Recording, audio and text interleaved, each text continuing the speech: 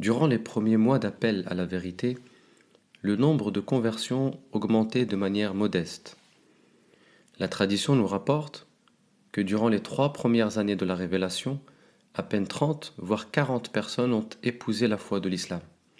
Ce petit noyau, qui formait la communauté naissante de Mohammed alayhi salatu wassalam, se réunissait discrètement dans la maison d'Al-Arqam ibn Abil Arqam pour apprendre les fondements de leur religion au gré des nouvelles révélations.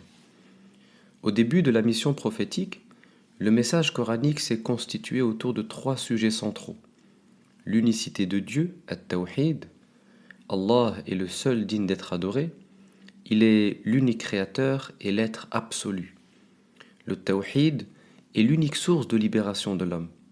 En se soumettant à Allah, l'homme se délivre de l'emprise de tout ce qui n'est pas Dieu. Il s'émancipe de toutes idoles, qu'elles soient visibles ou subtiles. La soumission à l'unique permet de ne pas devenir le jouet de la multiplicité dispersante de la dunya. La référence à l'unicité d'Allah subhanahu wa ta'ala dominera tout le message coranique. Deuxième axe de la révélation, l'au-delà, al-akhirah. Il s'agit d'un principe fondamental dans la croyance islamique qui permet de relativiser notre rapport à l'ici-bas, de ne nourrir aucun sentiment d'attache vis-à-vis d'une vie qui est vouée à la disparition. La croyance en l'au-delà permet d'adopter un mode de vie basé sur le détachement, de conduire sa vie temporelle avec la conscience de l'éternité. Une vie menée avec la conscience de l'au-delà est spirituellement qualitative et bien plus féconde qu'une existence qui a fondé tous ses espoirs en l'ici-bas. Troisième point, la prière. Un jour que le prophète alayhi salatu wassalam marchait dans les rues de la Mecque, Jibril alayhi salam est venu lui rendre visite pour lui enseigner la manière d'accomplir ses ablutions et la prière rituelle. Au début de la révélation, la prière ne s'accomplissait que 2 fois par jour, le matin et le soir. Peu de temps après, la prière de la nuit fut prescrite au prophète alayhi salatu wassalam. Tandis qu'il s'était blotti sous un manteau, le Coran interpella le prophète alayhi salatu wassalam en ces termes: Ya ayyuhal muzammil, qum al-layla illa qalila, nisfahu aw inqus minhu qalila, aw zid alayhi warattil al-Qur'ana tartila, inna sanulqi alayka qawlan thaqila.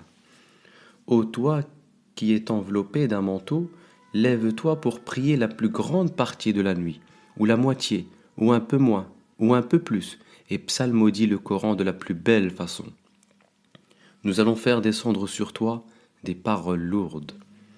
La prière de la nuit est un moment d'intimité avec Allah subhanahu wa ta'ala. Au cœur de l'obscurité du ciel, Allah devient le confident privilégié du serviteur qui se tient debout en prière. En effet, durant la nuit, Allah descend jusqu'au ciel de la terre pour susurrer au cœur de son serviteur les secrets de sa miséricorde. La prière de la nuit est une véritable source de clairvoyance et d'énergie spirituelle qui permet de faire face aux difficultés de la journée et d'assumer efficacement la responsabilité du dépôt de la foi.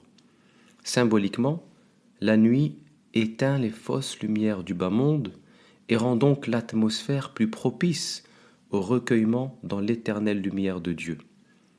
Nous pouvons retenir 3 principaux enseignements de cet épisode. Premièrement, le peu de conversions qu'il y a eu pendant les 3 premières années de la révélation montre que le prophète sallallahu alayhi wa sallam n'était pas dans une démarche démagogique visant à attirer les foules ou à gonfler quantitativement les rangs de la communauté. Il vaut mieux s'entourer de 2 personnes lucides et intelligentes que de 100 personnes médiocres. La valeur d'une mission ne se mesure pas au nombre d'adeptes qu'elle gagne, mais à la qualité des cœurs qu'elle transforme. Deuxièmement, le prophète sallallahu alayhi wa sallam s'est concentré sur l'éducation spirituelle d'un petit noyau solide sans jamais chercher à faire le buzz dans la cité mécoise. À ses côtés et sous le toit de la maison d'Al-Arqam, les premiers croyants se formaient dans le silence et la profondeur. Ils prient la nuit, récitent le Coran et invoquent leur Seigneur. Le prophète alayhi salatu wassalam les initia à une spiritualité profonde, centrée sur la purification intérieure, parce que la religion ne doit jamais se réduire à une pratique frivole des rites. C'est cette première génération de compagnons, pieux, discrets et résolus à vivre à l'ombre de la vérité, qui, par la volonté d'Allah, a permis à l'islam de triompher de l'ignorance. Le secret de leur triomphe réside dans leur éducation intérieure. L'éducation spirituelle est la clé du changement.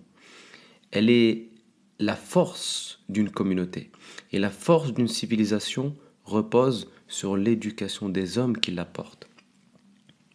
Troisièmement, le prophète alayhi salatu wassalam, a édifié des êtres de qualité dans des conditions très modestes. Une petite maison à proximité de la Kaaba appartenant à un compagnon Al-Arqam. La qualité de la formation ne dépend pas des conditions matérielles, mais de la disposition spirituelle de chacun. La demeure d'Al-Arqam était une modeste maison dans laquelle venaient s'instruire de grands hommes. Aujourd'hui, nous avons de grandes bâtisses où viennent se former de petits consommateurs. À l'image d'Al-Arqam, sachons faire de nos foyers des écoles ou des espaces de ressources spirituelles pour nous élever jusqu'au firmament de la vérité. Wallahu a'lam, wassalamu alaykum wa rahmatullahi wa barakatuh.